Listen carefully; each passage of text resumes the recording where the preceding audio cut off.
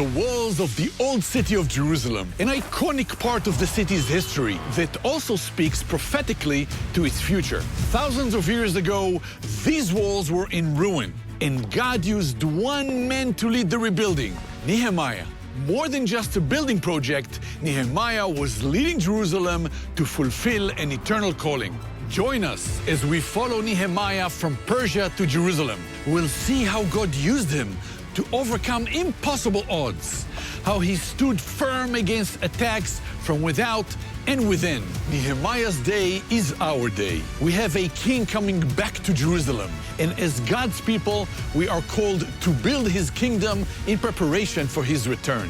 As we walk out Nehemiah's story, find out how you can be a part of preparing the way for the king. Join us in our new series, Walking the Walls with Nehemiah.